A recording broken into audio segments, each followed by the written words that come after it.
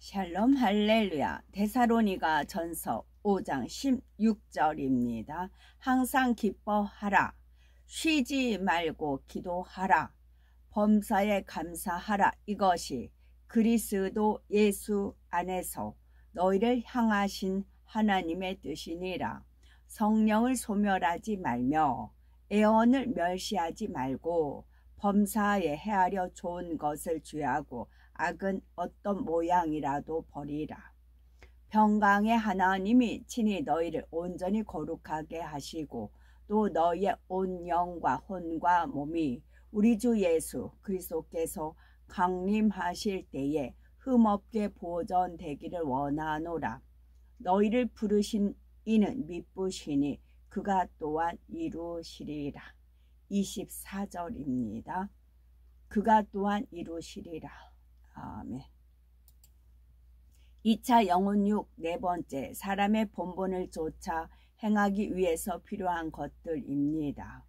사람이 태어나 성장하는 과정에서 사람의 본분을 쫓아 행하기 위해서 필요한 것들에 대해서 구체적으로 살펴보도록 하겠습니다.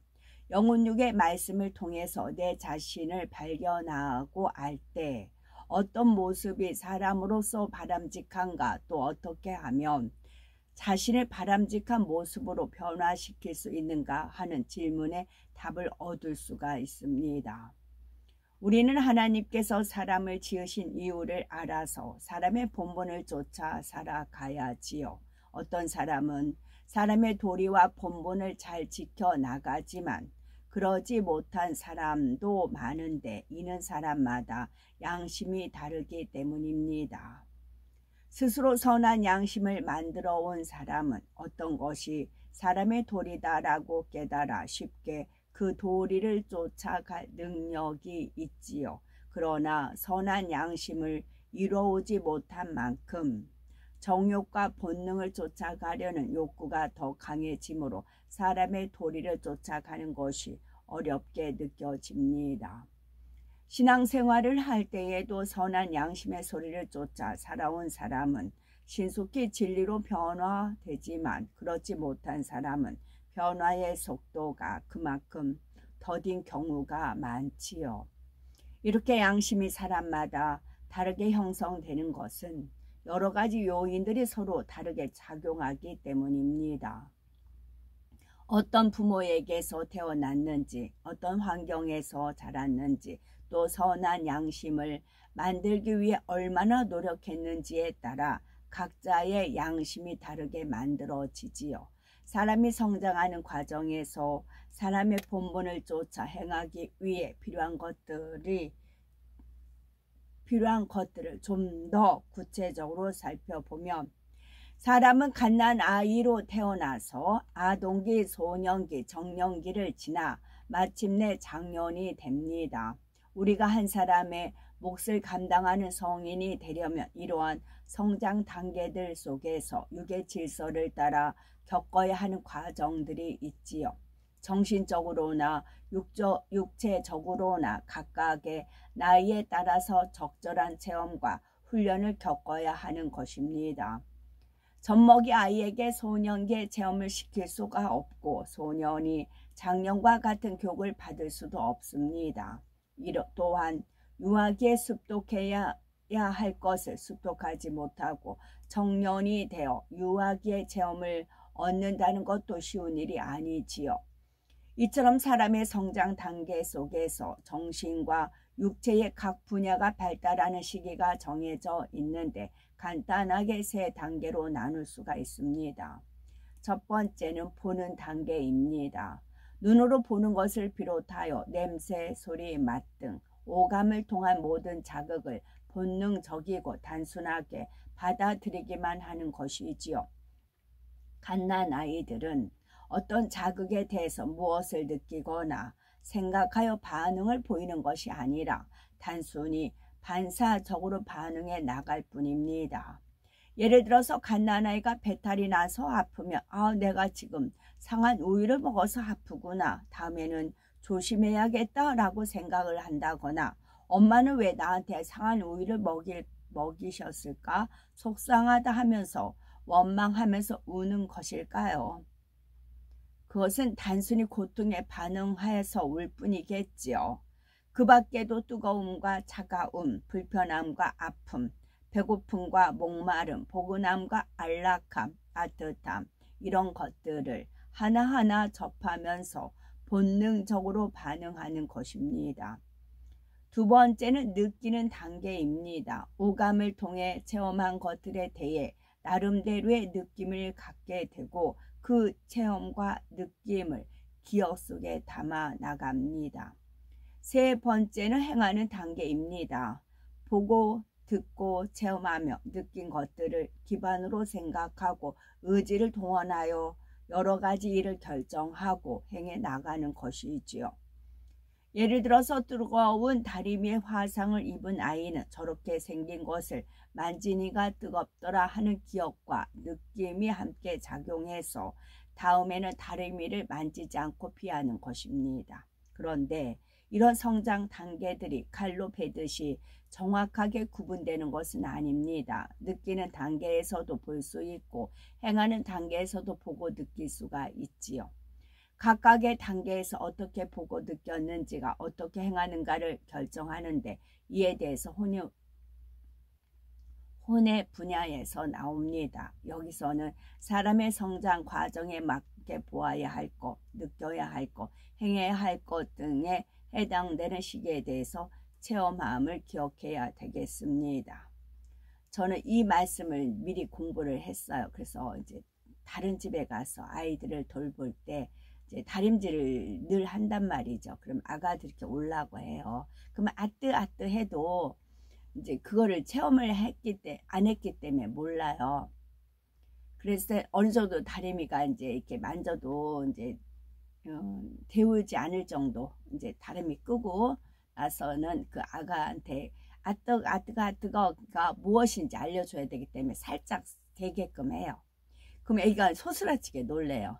아가는 손이 여리기 때문에 금방 그 온기가 느껴와요. 소스라치게 놀라요. 그래서 아뜨가 그래요. 그러면 두 번 다시는 근처 안 와요. 옆에서 이제 장난감 가지고 놀아요. 그래서 체험이라는 게 그만큼 중요합니다. 육체의 결여 살펴봅니다. 사람이 성장 과정에서 마땅히 거쳐야 할 단계를 거치지 않고 비정상적으로 건너뛰는 경우가 있습니다. 보는 단계에서 마땅히 보고 체험할 것을 못했다거나 느끼는 단계에서 남들이 다 느끼고 자란 것을 자기만 느끼지 못하고 성장한 경우 어른이 되었다 해도 문제점이 발생합니다. 즉 사람이 보편적으로 갖추어야 할 지적인 능력, 육체적인 능력 등이 결여되거나 정서적으로 일반적인 사람들과 동떨어진 감정 상태를 갖게 되기도 하는데 이런 것들을 통틀어 육체의 결여라고 합니다. 저는 육체의 결여가 엄청 많아요. 그래서 이제 저를 가까이 하면 이제 시험에 들어요. 시험에 들어요. 그래서 이제 이게 안 되더라고요. 안 되는 이유를 알았어요. 이거 육체적 결여가 안 고쳐져서 이걸로 엄청 기도를 많이 했거든요. 근데 어느 거는 딴 거는 은혜와 능력이 부여돼서 다 되는데 육체적 결여만은 안 돼요. 특히 이제 제가 뭘 잘 놓쳐요. 떨어뜨려요. 그러니까 손목에 힘이 없어서 손목 어릴 때부터 이렇게 이사를 많이 다녔어요. 그 엄마가 이제 중풍으로 누워있으니까 냄새가 많으니까 한 집에 오래 못 있어요. 늘 이사를 다녀야 됐어요. 그러니까 이제 어린 나이에 이삿짐을 챙기고 풀고 들고 다니고 막 그랬잖아요. 그러니까 손을 많이 썼기 때문에 손목이 힘이 없어요. 그래서 뭘 잡아도 이제 이렇게 짱짱하게 잡지 못하고 뭘 이렇게 조여도 이렇게 짱짱하게 조이질 못해요. 손목에 힘이 없어가지고. 그러니까 이제 늘 떨어뜨리고 털털 맞고 막 그래요. 그리고 또 하나는 지구가 23.5도로 기울어져 있다. 이제 그러잖아요. 그러니까 저는 지구로 표현을 하셨거든요. 저는 땅 지구다. 그랬거든요. 하늘은 예수 그리스도고 저는 땅이다. 그래서 23조 5도로 했어서 뭐든지 기울어요. 아무리 바르게 놔도 저는 바르게 노는데 그게 기울어요. 그러니까 많이 이렇게 뒤떨어지고 지청구 먹고 뭘 하나 해도 반듯반듯한 사람 있잖아요. 각지고 탁탁탁 하는 사람, 글씨도 예쁘게 쓰고 하는 사람, 뭐 글씨체가 그 사람 뭐 성격에 나타난다 하잖아요. 근데 저는 글씨도 그냥 삐뚤빼뚤이지 뭣도 삐뚤빼뚤이지 뭘 놓치지 흘리고 밥 먹는 것도 질질 흘리면서 먹고 막 그래요. 이걸 놓고 육체적 결여다 해서 많이 기도했는데 안 되더라고요. 이유를 알았어요. 저는 이유를 알았기 때문에. 그래서 이제 저 옆에 있었던 사람들은 이제 시험에 들어요. 그래서 이제 등 돌려요. 그럼 이제 그것도 몫이다 이제 생각을 하죠. 예를 들어 어머니의 사랑 가운데 섬세하게 보살핌을 받으며 자라야 할 나이에 그러지 못한 사람들은 정서적으로 신경질적이고 불안정한 경우가 많습니다. 그런데 그게 있어요. 나는 부족하다. 나는 이제 그러니까 항상 나는 부족하다라는 생각을 가져요. 그런데 뭐든지 빤듯이 하고 막 이렇게 하는 것에 본인이 의롭다고 생각을 해요. 나는 이렇게 잘해. 봐봐, 나가 이렇게 해놓은 거. 그런 의시되는 사람들이 많아요. 특히 이제 우리 새어머니 같은 경우는 이제 얼굴도 못생겼고 뭐 그런데 하여튼 뭐든지 반듯반듯 막 쓸고 닦고 뭐든지 이렇게 놨다 저렇게 놨다 막 그래. 그런데 그러다 보면은 숨이 막혀요. 그러면서도 성격이 온화하고 부드럽고 하면은 숨이 안 막히는데, 그러니까 그거 본인이 했던 것에 조금만 틀어놔도 막 스트레스 이제 히스테리가 일어나요. 그걸 보니까 차라리 난 빤듯반듯 안 하고 히스테리 안 부릴래. 그렇게 접해졌어요. 워낙 잘도 못하지만 이제 제가 저쪽에 일하는데 어떤 뭐 하나를 가지고 이렇게 그러니까 빨리빨리 일을 해야 되거든요. 근데 뭐 하나 가지고 막 접었다 거기에 온 신경을 다 쓰고 있는 겁니다. 그게 아니거든요. 짧은 시간에 많은 일을 해야 되는데 그거 하나만 막 자기가 이렇게 반듯하게 이렇게 했다고 어떤 거 하나를 뽐내는 겁니다. 가지고 만약에 저분이 계속 오면 난 빠져야 되겠다. 그 생각을 하거든요. 여기서 이제 말씀드리려는 포인트는 주님 천국에 가면 손 하나 까딱 안 하고 천사들이 알아서 쫙 한다. 늘 그러세요. 지금은 여기서 그러지만 천국에 가면 천사들이 좀 완벽하게 하고 저는 그러지 않는다. 불우한 환경에서 학대받으며 자란 사람들은 나중에 잔인한 심성이 되어 생명체를 학대하거나 자기 스스로를 학대하기도 합니다. 그리고 또래의 친구들과 서로 어울리면서 교감하고 때로는 갈등을 겪으면서 사회성을 키워나가야 하는데 과잉 보호를 받아 적절한 체험을 하지 못한 사람은 인간관계가 원만하지 못한 경우가 많습니다. 자기중심적인 사고나 이기적인 심성으로 굳어져서 다른 사람들로부터 따돌림 받거나 사회생활에 적응할 능력이 떨어지는 것입니다. 과잉 사랑으로 인해서 육체의 결여가 생기는 경우도 있습니다. 자기 힘으로 해야 할 나이에 부모님이 씻겨주고 입혀주고 먹여주며 오냐오냐 하면서 키운 아이는 유약하고 의존적인 성품으로 자라납니다. 그래서 스스로 해야 하는 일도 누가 대신 해주기를 바라게 되지요. 이렇게 자라면서 육체의 결여가 생긴 사람들은 세상에서 성공하거나 인정하기도 힘듭니다. 조금만 피곤하고 힘들어도 학교나 직장에 쉽게 지각하고 결석하는 일이 잦으며 자신을 속이고 해치려는 악한 사람들을 만나도 대처할 능력이 없는 경우가 있지요. 스스로도 육체의 결여를 느낌으로 범사에 자신감이 없어지고 담대함이 사라집니다. 이처럼 적절한 성장 과정을 거치지 못해서 육체의 결여가 생길 때는 인생에 심각한 결과를 초래할 수가 있습니다. 또 어릴 때는 남보다 뛰어났던 아이들이 성장하면서 육체의 결여가 생겨 뛰어난 자질을 잃어버리는 안타까운 경우도 있지요. 사람이 보는 단계, 느끼는 단계, 행하는 단계를 정상적으로 밟아왔을 때는 그만큼 옳고 그름에 따라 자신을 다스릴 힘이 있지만 정상적인 단계를 거치지 못해서 육체의 결여가 생긴 사람은 영으로 들어가는 데도 지장이 있습니다. 육체의 결여가 있는 만큼 사람이 영의 지배를 따라 움직이지 않고 혼의 지배를 받기 때문이지요. 혼을 주관하는 존재는 바로 원수 마귀 사단입니다. 육체의 결여가 있는 만큼 사단의 역사를 받고 사단은 우리가 영을 이루기 위해서 행해야 하는 일들을 하지 못하게 방해하지요. 예를 들어서 자신을 잘 다스리며 만들어 온 사람은 몇 시에 기도하러 가야지 하고 마음을 먹으면 바로 그 시간에 그대로 행합니다. 부르짖어 기도하면서 마음을 모으려고 하면 쉽게 마음이 모아져서 깊은 영의 기도를 할 수가 있지요. 그러나 육체의 결여가 있는 사람은 자신이 정해놓은 시간이 되어도 기도하러 가기가 싫어집니다. 텔레비전 보는 것을 마저 보고 싶고 집에 누워 싶어서 기도 시간을 계속 미루게 되지요. 기도하기 위해서 마음을 모으려고 해도 잡념이 계속 떠오르는 것을 제어하기가 어렵습니다. 그 밖의 것들도 마찬가지죠. 성경 읽고 예배 드리는 것, 말씀대로 순종하여 변화되는 것도 육체의 결여가 없는 사람은 마음에 정한 대로 행하기가 비교적 쉽습니다.